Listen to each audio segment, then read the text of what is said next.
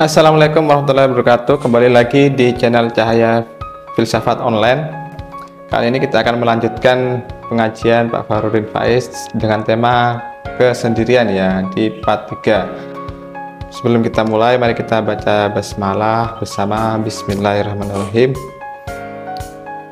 Tanpa perlu lama-lama, mari kita mulai. Nah, ada quote bagus dari Sartre, pasangannya Simone de Beauvoir tadi. Kata dia, ya kesendirian itu memang fakta, kasunyatan, tapi kesepian tidak. Kata Sartre, if you are lonely when you are alone, you are in a bad company. Kalau engkau merasa kesepian saat kamu sendiri, engkau ada di perusahaan yang salah. Engkau ada di frekuensi yang keliru, channel yang keliru. Harusnya sendirian itu asik. Tadi loh saya sebut, karena menurut Sartre, hell is other people. Kamu dapat fasilitas sendirian kok malah stres, itu gimana? Harusnya kamu nikmati, justru asik. Kamu bisa bebas. Coba ada banyak orang lain, kamu tidak bisa ngapa-ngapain sudah. Jadi misalnya kamu di masjid ini agak sumuk, kan nggak berani tiba-tiba nyopot baju. Betul. Tidak bisa. Kenapa? Ada orang lain. Coba di kamarmu yang pas sendirian, sumuk sedikit ya kamu copot semua bajumu, santai sudah. Kenapa kalau di sini kamu tidak mau? Ada orang lain. Hadirnya orang lain kalau di Sartre itu ya menyusahkan saja. Membelenggu kebebasanku. Maka kata dia, if you are lonely when you are alone, you are in a bad company. Maka carilah kesendirian, tapi bukan berarti sendiri itu kesepian. Kamu usiamu berapa kok masih sendirian? Ya enggak apa-apa, saya sendirian. Yang penting kan saya enggak kesepian. Kesendirian sama kesepian berbeda ya? Sendiri dan kesepian itu dua hal yang berbeda. Baik, jadi versinya Sartre ya, kita memang harus merayakan kesendirian tanpa harus merasa kesepian. Quotes yang sangat baik ya dari Sartre. Kita harus merayakan kesendirian tanpa harus kesepian.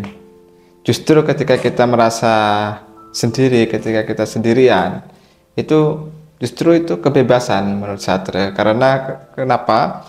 Karena kalau kita bersama orang lain atau berada di keramaian, kita tidak bisa berbuat dengan bebas.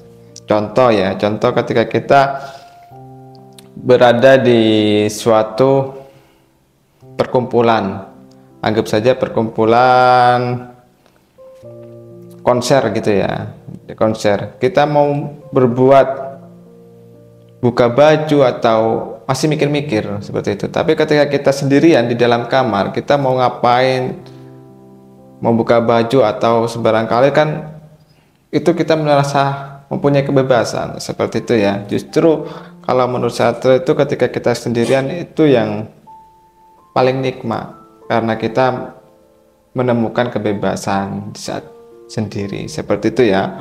Oke, kita lanjut. Baik, sekarang kita masuk ke tadi kesendirian, sekarang kesepian. Kalau ini yang menyakitkan, yang lonely. Tadi kan ada kesepian, kesendirian. Ini yang bagian kesepian. Ada banyak sekali jenis kesepian. Ada namanya kesepian emosional. Kesepian emosional itu tidak ada hubungannya dengan ada banyak orang atau tidak. Tapi jiwamu memang jiwa sepi. Meskipun malam hari ini mungkin puluhan teman di sekelilingmu, kamu merasa sendirian. Berarti apa? Emosimu yang kena mental ini sudah. Jadi temennya banyak loh, kok masih merasa kesepian. Ramenya bising di sekeliling, kamu merasa asing sendirian. Ini kesepian level emosional. Ya. Ada orang yang seperti ini. Jadi kesepian itu ternyata tidak selalu harus sendirian. Banyak teman pun orang bisa kesepian. Jadi rumusnya ternyata bisa bolak-balik ya. Sendirian tidak mesti kesepian. Kesepian tidak pasti sendirian. Mungkin kamu dekat dengan orang yang kamu benci, rasanya tidak nyambung sama sekali dan kamu merasa sendirian. Tidak ada yang mendukung. Atau banyak orang sih tapi saya tidak ada yang kenal loh Pak. Ya kamu rasanya kesepian. Mungkin kamu naik kereta atau naik bis itu, padahal bisnya penuh. Tapi karena kamu tidak kenal semuanya kan kamu diem saja dari Jogja sampai Jakarta, ya rasanya sendirian. Nanti kamu sampai di tujuan di Jakarta ditanya, ke Jakarta sama siapa? Sendirian. Padahal sak kereta itu ratusan orang jumlahnya. Tapi begitu ditanya sama siapa ke Jakarta, sendirian. Karena sebanyak itu orang tidak kamu hitung. Kamu menghitungnya dirimu saja yang tidak kenal dengan mereka semua. Yang kesepian jiwamu. Jiwa kalau sudah kesepian ya sebanyak apapun keramaian, sejumlah apapun orang di sekelilingmu ya kamu tetap merasa teman-teman apakah pernah merasakan ya? Bisa dicek. Ada kalanya sepi itu karena mungkin kamu kenal, kamu ngerti, tapi mereka tidak paham dirimu. Nah, itu kamu juga biasanya merasa kesepian. Yang kedua ada kesepian sosial.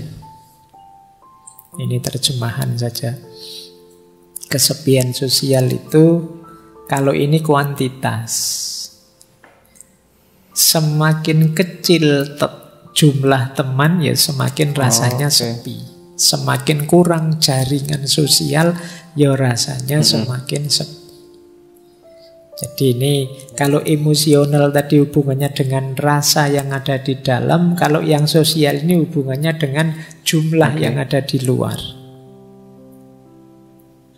Wah, kok ngajinya malam hari ini sepi ya. Yang datang cuma 2 orang saja. Ini kesepian level sosial. Jadi ada sosial, ada emosional, ada sosial ya. Ada eksistensial. Kesepian eksistensial itu ketika orang merasa bahwa aku sama sekali berbeda, sama sekali tidak sama dengan yang lain. Ini kesepian eksistensial.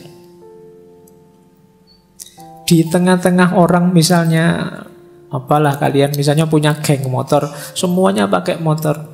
Aku kok ngontel dewean yo itu terus kamu merasa tidak sama dengan yang lain. Itu kesepian eksistensial. Misalnya sak kelas temenmu lagi party apa nyanyi-nyanyi, semuanya sukanya lagu barat, lagu Korea. Aku kok campur sari dewean ya senangnya.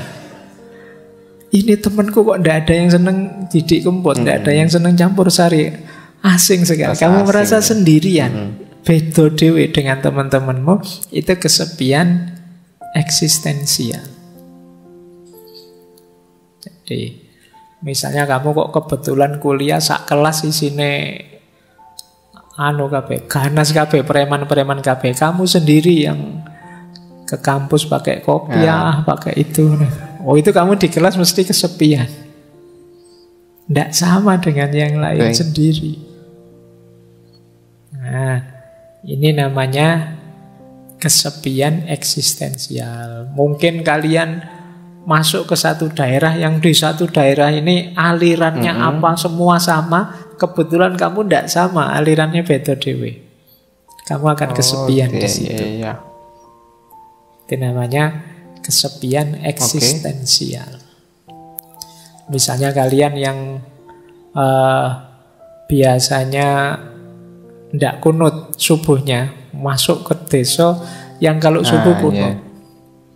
Begitu habis iktidal, imamnya bilang maunya baca kunut, Allahumma, kamu malah sujud. Nah, itu kesepian eksistensial itu. Kamu beda dewe aliranmu. Yang lain baca kunut, kamu sujud. Sama seperti sholat id, takbir 7 kali, kamu malah ya ruku, ya sujud. Yang lain cuma takbir loh. Nah, itu kesepian eksistensial itu namanya. Jadi baik, dalam hidup ini kadang-kadang kita mengalami ini. Bahkan ada kalanya pikiran kita tidak dipahami orang. Semuanya versi A, padahal menurutmu yang benar versi B. Kalian akan merasa kesepian. Itulah kesepian eksistensial. Nah, 3 yang terakhir situasional. Ada istilah kesepian sementara. Kesepian sementara itu dalam kondisi di waktu tertentu saja kamu merasa kesepian. Saya kesepian, Pak. Kalau malam hari saja sebenarnya, Pak. Kalau siang enggak. Kalau siang temannya banyak. Teman-teman pernah merasakan ya? Nah, itu kesepian yang sementara saja.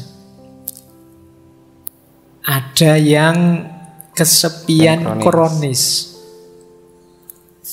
Ini koyo penyakit ya. Kebalikannya kesepian yang sementara, yang transien. Ada transien, ada kronis. Kalau yang kronis ini rasanya sepi terus. Kalau tadi kan sementara. Kayak kalian baru putus itu loh. Itu kan kamu kalau bikin puisi, hidupku rasanya dipenuhi kesepian. Itu kesepian terus, itu kronis ya, maksudnya. Jadi kamu situasi apapun yang kamu hadapi, kamu merasa sepi. Jadi beda dengan transien tadi. Kalau transien di waktu tertentu saja. Kalau kronis ya ada kesepian situasional. Kesepian situasional itu syarat dan ketentuan tertentu yang membuat kamu terasa sepi. Pak, saya itu kesepian kalau akhir bulan. Kenapa? Uang saya habis. Wow, ini banyak yang dirasakan. Nah, itu berarti situasional. Saya kalau akhir bulan rasanya sepi. Kenapa? Teman-teman menghindar semua, Pak. Kenapa? Ya mereka tahu kalau saya sudah tidak punya uang lagi. Mereka khawatir tak utangi mungkin. Ini kesepian situasional. Mungkin ada yang merasa sepi kalau pas belajar, pas ingat dosa-dosa muhasabah atau pas apa. Itu namanya kesepian situasional. Jadi dari sini sebenarnya bisa kita simpulkan tidak ada orang yang tidak mengalami kesepian. Setiap orang punya kesepiannya sendiri. Termasuk orang, mungkin teman-teman ada teman saya ini Pak rasanya ceria terus, senang terus. Mesti dia gembira terus, enggak. Pastikan saja dia pasti punya momen-momen sepinya sendiri. Entah kapan, entah dalam situasi apa. Mungkin saat nilainya jatuh dari A jadi E, rasanya sepi. Atau mungkin pas sakit, atau mungkin pas apa. Meskipun kesendirian itu kasunyatan, tapi ternyata kesepian juga kasunyatan. Karena apa? Karena tidak ada orang yang tidak punya titik sepi dalam hidupnya. Setiap orang punya titik sepinya sendiri. Apakah itu emosional, sosial, Sementara eksistensial, apakah sementara, situasional. kronis, atau situasional. Jadi, kalau menghadapi kondisi semacam ini berarti baik kesendirian maupun kesepian adalah sesuatu yang harus kita terima. Jadi jalan pertama untuk menyikapinya, jangan menyangkal. Terimalah bahwa, oh iya Pak, saya kadang-kadang memang merasa sepi. Entah dalam situasi apa. Bahkan nanti di belakang kita masuk ke tema orang yang sengaja ingin menyepi. Dalam agama ini mulia. Kita bahas dulu ya. Jadi ini sudah dijelaskan oleh Pak Fakhrudin Faiz, macam-macam beragam kesepian ya.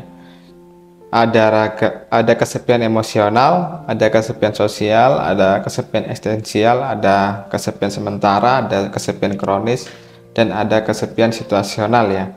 Dan menurut Pak Fakhrudin Faiz, bahwasanya setiap orang itu akan merasakan kesepiannya masing-masing, tergantung waktunya. Tapi pasti tiap orang itu akan merasakan kesepian.